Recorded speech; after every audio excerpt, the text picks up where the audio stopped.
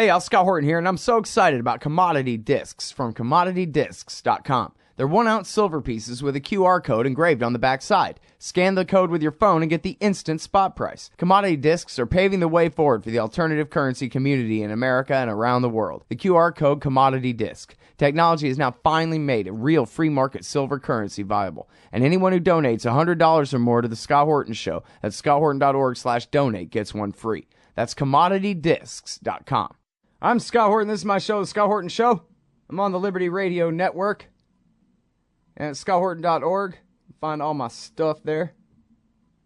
All right. Next up is Dan McAdams. He's the director of the Ron Paul Institute for Peace and Prosperity. Formerly was Ron Paul's chief foreign policy advisor for years in his congressional office there, to his great credit. It's Daniel McAdams. Welcome back to the show. Dan, how are you doing? Thanks, Scott. I'm doing great. Great to be with you. Great. Very happy to have you here. And, it seems like everybody's attention is on Syria and Iraq, which is good and important. However, I bet things in Ukraine did not stop happening just because I wasn't reading about it, but I bet that you have been staying current and keeping up to date on the results of America's coup in Ukraine back in February and the new coup and then sort of pseudo-elected government's efforts to clamp down and extend their monopoly state power in eastern Ukraine. So I guess go ahead and give us the bad news, and I'll try to come up with some follow-up questions as you talk. It's true. Everyone is obsessed with what's going on in Iraq. I have to confess, too, because I just love the possibility of the neocons getting a black eye. But as you know, they're so slippery and slithery that they're still coming out on top. You still see every one of the talk shows featuring the same guys that messed the thing up. You have Tony Blair saying, "Hey, it wasn't my fault. Don't blame me." So the virtues of shamelessness. I mean, there's really something to that. I had to try it. Talk about a guy who took it to the bank too. I mean, it's disgusting. But as you say, as our attention is focused on Iraq and some really unprecedented things that are happening there, things go on as they had in Ukraine and probably even amped up a little bit because attention is elsewhere.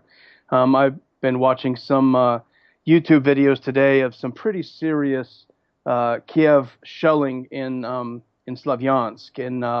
In residential areas, you can see, a lot of apartment blocks, and then you see the big smoke. These days, everyone has got a camera. Everyone's got a cell phone that takes video. So there's no end to it. It seems like the only people that aren't interested and aren't paying attention is the State Department, to all these videos. It's pretty easy to find them. Mm-hmm. Apparently, an old Orthodox church was blown up in some of the shelling today. So it has increased. It has continued. If you remember last week, Poroshenko, the new supposedly elected president, said, he's going to wrap things up by the end of last week, and it'll all be done, and there'll be peace and ceasefire. And now he's saying, well, maybe by the end of this week he'll be done. And meanwhile, he keeps ratcheting up the violence. You have streams of people leaving the country. And you also have this sort of disturbing trend that no one has really talked too much about, but the push for humanitarian corridors.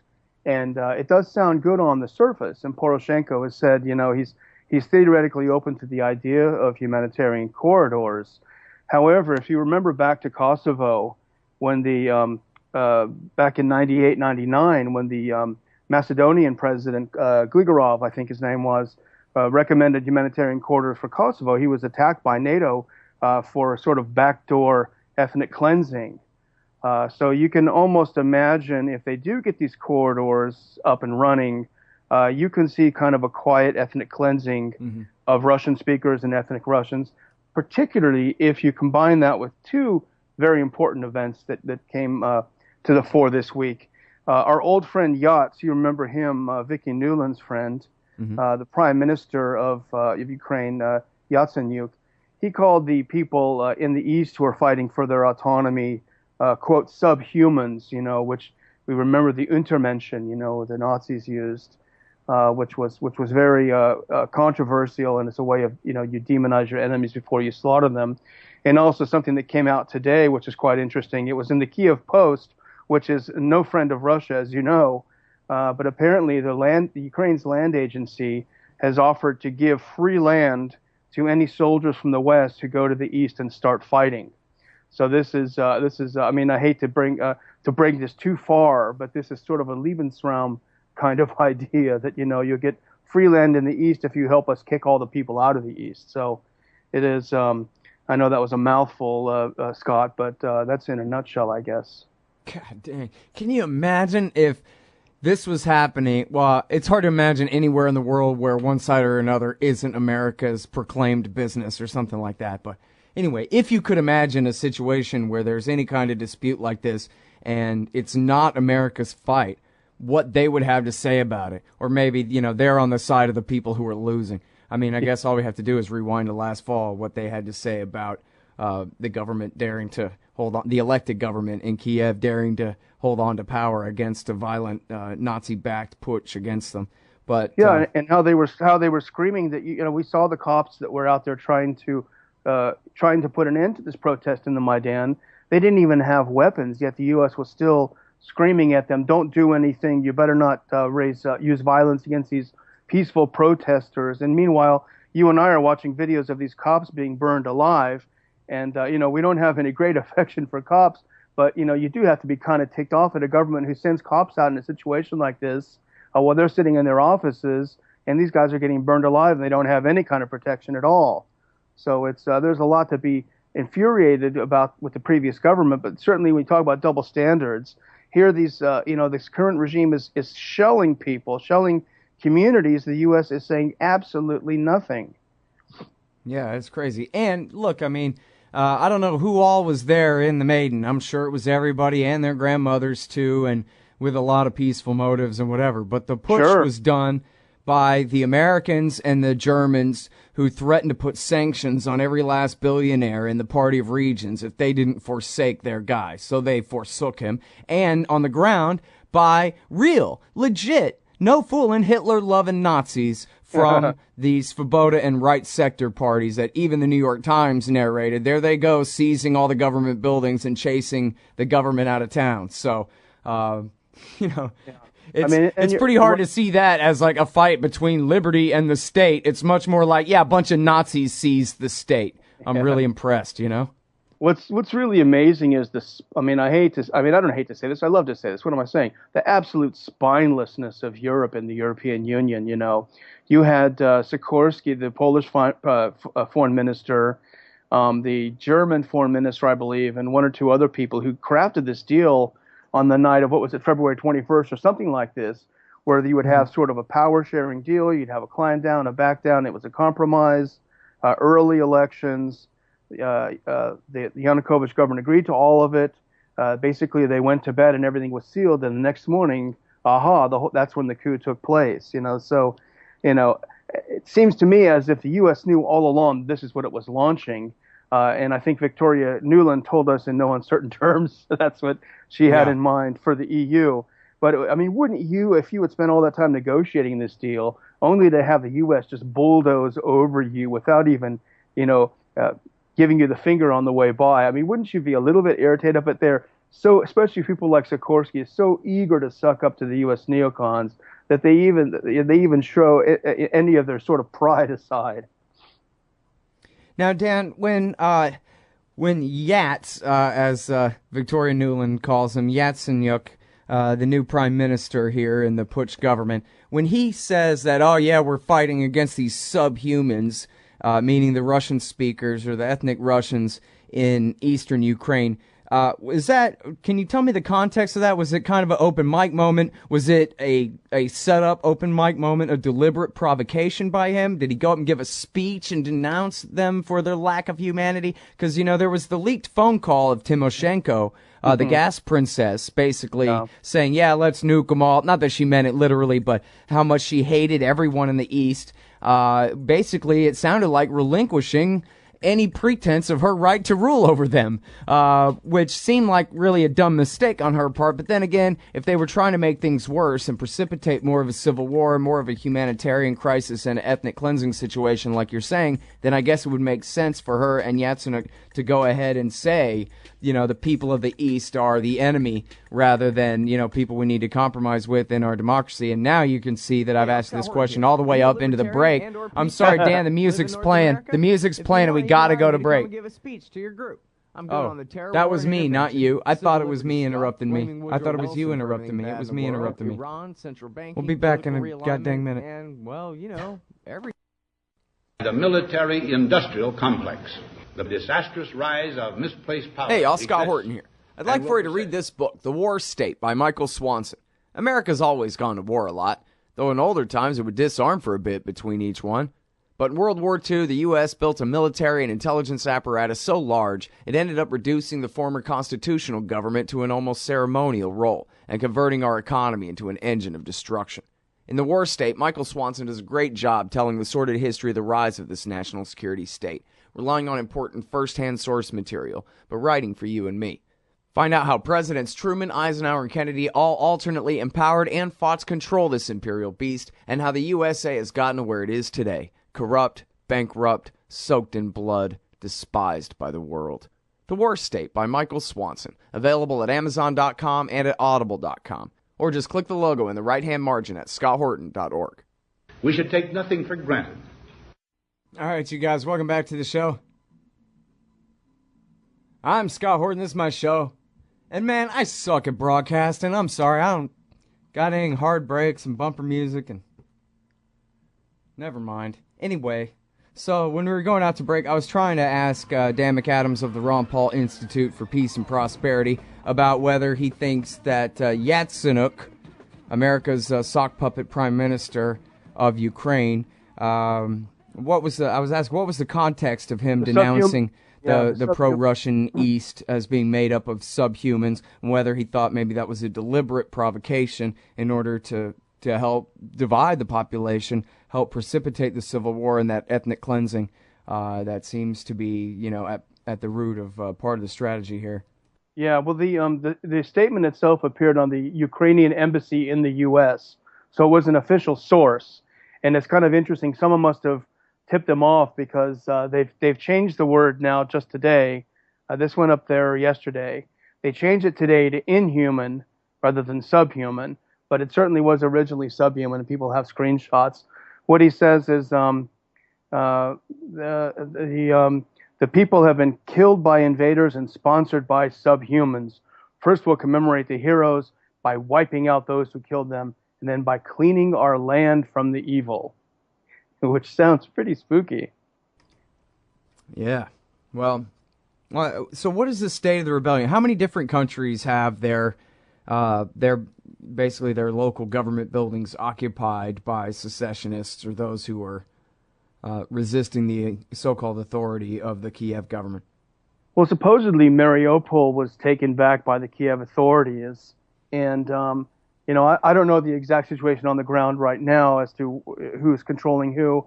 I know that there have been some pretty serious attacks on Russian embassies and consulates, including, I think right now there's a standoff outside the Russian consulate in Odessa, which is in recent memory a place of real conflict. Mm-hmm. But yesterday there was a huge riot outside the Russian embassy in Kiev where the flag was taken down and the Ukrainian flag was raised. They threw all kinds of paint bombs and things at the embassy, smoke bombs inside the embassy. And now, I mean, this is just what the government in Kiev always does. It says actually it was the Russians who did it to themselves. It was just a provocation that Russians were the ones out there attacking their own embassy, overturning their own cars, and just to make us look bad. So and if you remember, that's exactly what they said about Odessa when all those people were burned to death. They said, oh, they did it to themselves. And when the missile went through the administration building in Lugansk, they said, oh, these guys shot themselves. So they always say the same things when these things happen. Hardly believable. So when it comes to the military attack, I mean, it does seem, as horrible as the consequences of it have been for the people on the ground there, it seems like a pretty ineffectual assault, right? I mean, are they any closer than they ever have been to, really having, getting some kind of surrender out of the secessionists at large and an end to the resistance to their authority here, a real extension of their monopoly power? Because it sure doesn't seem like it. Slaughter a few people here, an air attack there. Well, you made a great point, Scott. If what they're trying to do is drive these people further away, then they're doing a heck of a good job of it. If they're actually trying to keep the country together, this is the shooting mortars into apartment buildings is not the way to have people develop an affectionate attitude toward the Kiev government. Right. So, frankly, attitude aside, it's possible to win a military victory by crushing your opponents too and forcing a surrender. Not that I'm saying that would be the right thing to do. Yeah, no, you're right. But I'm just saying it doesn't seem like they're trying to do that either. They're just bombing people kind of at random, like Orwell. Rocket bomb lands in the neighborhood every once in a while. Yeah. Well, the thing is that the problem that the U.S. government and the great foreign policy experts here in the West refuse to admit, and it's just simply basically true, they don't have the hearts and minds on the ground. It's not just a few Russian-backed people who are coming out there and terrorizing everyone. We saw the millions of people who are lined up to vote to secede. And it's the same thing that we saw in Syria. Regardless of how we feel about Assad, he's genuinely popular. Every opinion poll, every vote, there are millions of people that voted for him. There are millions of people in eastern Ukraine who want nothing to do with Kiev. And so it's difficult to win a military victory when you simply don't have the support of the people. And maybe that's why you have to look toward ethnic cleansing to get rid of these people. And who knows, maybe that's what they're doing. Yeah, well, I mean, when you talk about the humanitarian crisis, it doesn't take much to keep one going and to keep ratcheting it up. And then, as you said, a humanitarian corridor is the kind of thing that, the Americans might be right if they weren't, if it wasn't their guy's plan. They might be right to criticize that as sort of a backdoor way of, in the short term, it makes perfect sense for civilian refugees to flee a war zone or whatever. But how are they ever going to come back again? And aren't they ultimately just, ceding that territory then? Kind of a thing. I could see that. It's sort of like they used to talk about building a subway between the West Bank and the Gaza Strip. And I always thought, well, that would be great if you assume any kind of independence and sovereignty for Palestine. Otherwise, it's just a great way for the Israelis to put all the Palestinians on the West Bank on a railroad car to the Gaza prison. Yeah, no, that's true. It's true. So it's very tricky, And the other thing you probably saw this past week was this claim that Kiev made that the U.S. government immediately jumped on, that there's a column of Russian tanks. Yeah, I was going to ask you about that. Yeah, crossing the border into Ukraine. And of course, they provided no evidence. The videos that we saw showed 3 pretty crappy T-64s, which is an old model of tank that's not used by the Russians anymore. And the U.S. and the State Department said, well, these are definitely Russian tanks because there are no tanks from the Kiev government operating in the area, which is a joke. What are they talking about? Have they been sleeping through this whole assault on eastern Ukraine? So, once again, they provided no evidence. It was just the headline went out, Drudge and everyone else picked it up. Column of Russian tanks enters Ukraine. Mm-hmm. It sounds ominous. And as I wrote a piece last week, hey, that's fine. Maybe they're telling the truth this time. But we've been burned so many times before, they need to provide us some evidence, and they haven't. Yeah, exactly. I looked at pictures of these tanks, and they've got Ukrainian flags on them. So, I just the credibility is shot, especially as we look what's happening with Iraq this week. It just reminds us of how the government lies to us in every way, shape, or form, constantly. And, I can understand why decent people would want to think that, okay, look, if they told me 10 lies before, the next thing's got to be true, because there's got to be a limit to their dishonesty, right? Like, good people just want to assume and figure out a way that it must be for good somehow. I guess war is good for the economy or something. They just rationalize it some way. But no, it's all lies. It's ridiculous. Like, oh yeah, they sent in 3 tanks. They're not invading, but they just want to give you an excuse to ratchet up your support for the Nazis. Oh, okay. Yeah, that makes perfect sense. As I said, if this is the big Russian invasion, then there really is no Russian threat, because if all they can muster is 3 crappy tanks, forget it. Yeah, this is the rise of the new Soviet Union, huh? I'm shaking in my boots. All right.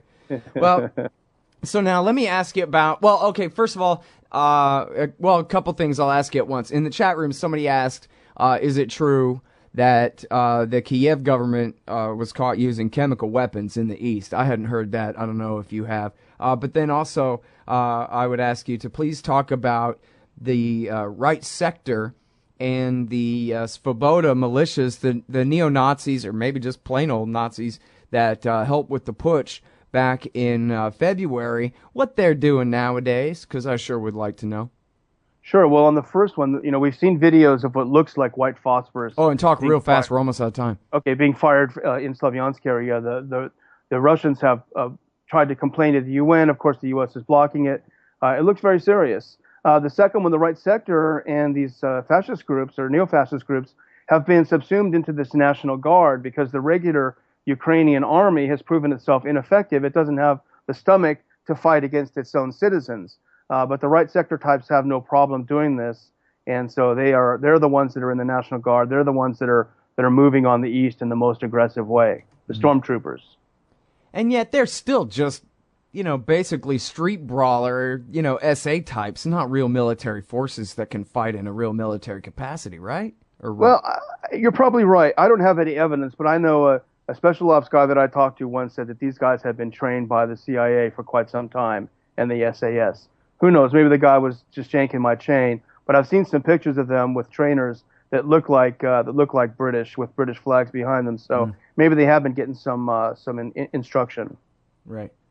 Yeah, I wonder about that. There was Stephen Cohen, the husband of Katrina vanden Heuvel from The Nation there. He's been really good on this, of course, all along. And there's actually, I'm 90% sure, Dan, it was he who was interviewing a guy in The Nation about 70 years of American support for Ukrainian Nazis ever since the end of the Second World War versus anti-communist forces, but then never stopping. But anyway, now the beat's playing and we got to go. Thank you so much for your time coming back on the show, Dan. Thanks, Scott. Take care. That's Daniel McAdams, everybody, director of the Ron Paul Institute for Peace and Prosperity. Hey, Al Sky here. First, I want to take a second to thank all the show's listeners, sponsors, and supporters for helping make the show what it is. I literally couldn't do it without you. And now I want to tell you about the newest way to help support the show. Whenever you shop at Amazon.com, stop by ScottHorton.org first, and just click the Amazon logo on the right side of the page. That way, the show will get a kickback from Amazon's end of the sale. It won't cost you an extra cent. And it's not just books. Amazon.com sells just about everything in the world, except cars, I think. So whatever you need, they've got it. Just click the Amazon logo on the right side of the page at ScottHorton.org, or go to ScottHorton.org/Amazon. What was the only interest group in D.C. pushing war with Syria last summer? AIPAC and the Israel lobby. What's the only interest group in D.C. pushing to sabotage the nuclear deal with Iran right now? AIPAC and the Israel lobby. Why doesn't the president force an end to the occupation of Palestine, a leading cause of terrorist attacks against the United States? AIPAC and the Israel lobby. The Council for the National Interest is pushing back, putting America first and educating the people about what's really at stake in the Middle East. Help support their important work at councilforthenationalinterest.org. You hate government? One of them libertarian types? Or maybe you just can't stand the president, gun grabbers, or warmongers. Me too. That's why I invented LibertyStickers.com. Well, Rick owns it now, and I didn't make up all of them, but still, if you're driving around and want to tell everyone else how wrong their politics are, there's only one place to go. LibertyStickers.com has got your bumper covered. Left, right, libertarian, empire, police, state, founders quote, central banking. Yes, bumper stickers about central banking. Lots of them. And, well, everything that matters. LibertyStickers.com. Everyone else's stickers suck. Don't worry about things you can't control. Isn't that what they always say? But it's about impossible to avoid worrying about what's going on these days. The government has used the war on guns, the war on drugs, and the war on terrorism to tear our Bill of Rights to shreds. But you can fight back. The 10th Amendment Center has proven it, racking up major victories. For example, when the U.S. government claimed authority in the NDAA to have the military kidnap and detain Americans without trial, the nullifiers got a law passed in California, declaring the state's refusal to ever participate in any such thing. Their latest project is offnow.org, nullifying the National Security Agency. They've already gotten model legislation introduced in California, Arizona, Oklahoma, Missouri, and Kansas, meant to limit the power of the NSA to spy on Americans in those states. We'd be fools to wait around for the U.S. Congress or courts to roll back Big Brother. Our best chance is nullification and interposition on the state level. Go to offnow.org, print out that model legislation, and get to work nullifying the NSA. The hero Edward Snowden has risked everything to give us this chance. Let's take it. offnow.org.